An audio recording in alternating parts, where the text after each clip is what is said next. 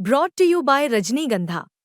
यूं ही नहीं ताज ताज बन जाता है, शिल्पकारों का हुनर और चुनिंदा संगमरमर ताज को नायाब बनाते हैं। कुछ ऐसे ही चुनिंदा जगहों से बस खास ही चुनकर लाता हूँ। कतरे कतरे को मैं हीरे सा परखता हूँ। यूं ही नहीं मैं रजनीगंधा बन जाता हूँ।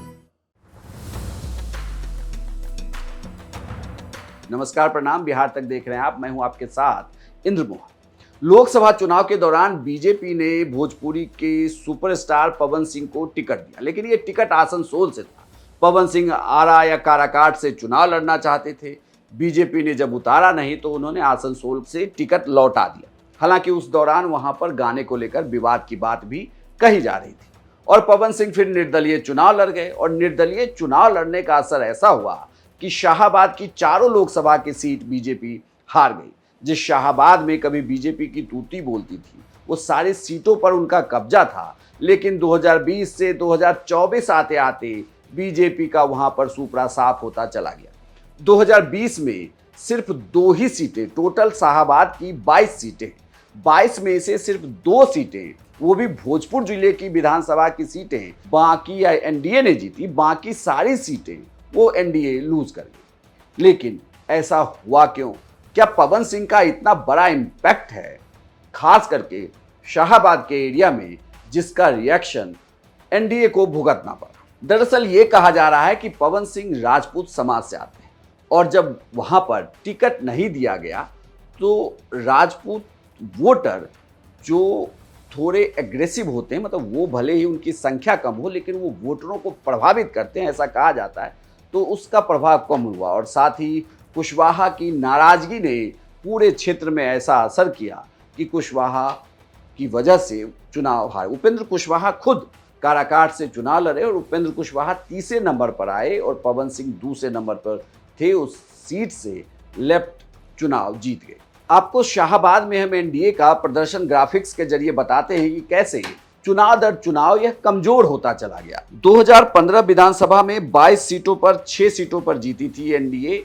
उस वक्त जेडीयू और आरजेडी एक साथ चुनाव लड़ रही थी। 2019 लोकसभा चुनाव में सभी 4 सीटों पर एनडीए जीती, लेकिन 2020 विधानसभा सीटों में सिर्फ 22 पर 2 पर ही जीती।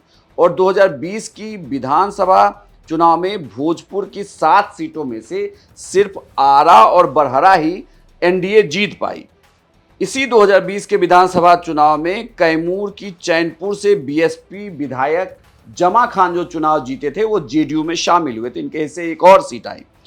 2024 का विधानसभा चुनाव हुआ, फिर उपचुनाव हुआ। 2024 के विधानसभा में शाहाबाद के 2 सीटों पर उपचुनाव था, तरारी और रामगढ़। इन दोनों सीटों पर बीजेपी जीती। 2020 के विधानसभा चुनाव में बक्सर, रोहतास और कैमूर जिले में इनका खाता तक नहीं खुला, जबकि 2024 लोकसभा चुनाव में शाहाबाद की सभी 4 सीटों पर एनडीए हार गई। अब आपको हम जिले वाइज सीट बताते हैं कि कैसे हर जिले में एनडीए को नुकसान हुआ। शाहाबाद के रीजन में, शाहाबाद में भोजपुर जिले में कुल 7 सीटें थी, जिसमें से 2 एनडीए जीती, 5 पर चुनाव हारे, 5 महागठबंधन जीता। बक्सर में 4 सीटें हैं जिसपे एक खाता भी नहीं खुला एनडीए का। रोहतास की भी 7 सीटें हैं जिस पर खाता नहीं खोल पाए और कैमूर में भी 4 सीटें हैं जिस पर खाता नहीं खुल पाया। हालांकि वहां पर चैनपुर से जो बीएसपी के विधायक जमा खान चुनाव जीते थे वो जेडीयू में शामिल हो गए, तो उसे आप 1 सीट मान ले तो 1 सीट जीते और 3 हार गए। तो कुल मिलाकर शाहाबाद का जो पूरा एरिया है वो एनडीए से फिसलता चला गया। अब 22 सीटों की गुनागणित, यहाँ पर कुशवाहा वोट भी आपका फिसल रहा है। पवन सिंह की वजह से राजपूत वोटरों में भी नाराजगी दिखी।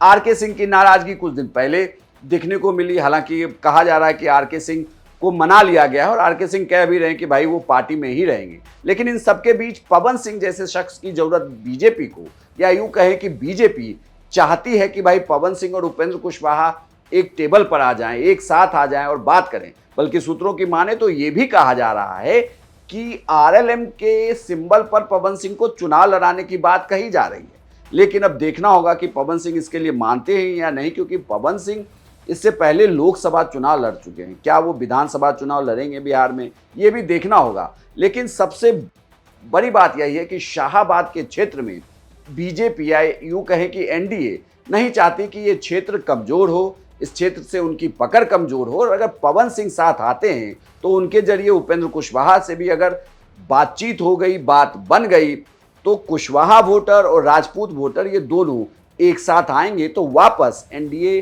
जो 2015 से पहले जैसा प्रदर्शन रहा है वैसा प्रदर्शन शाहाबाद में वो दोहरा पाएगी, क्योंकि ये पूरा 22 सीटों का मामला है। अब देखना होगा कि उपेंद्र कुशवाहा और पवन सिंह में बातचीत बनती है या नहीं। आपकी इस खबर पर क्या राय है हमें कमेंट बॉक्स में लिखकर जरूर बताएं और बिहार की तमाम खबरों के लिए देखते रहिए सिर्फ बिहार तक।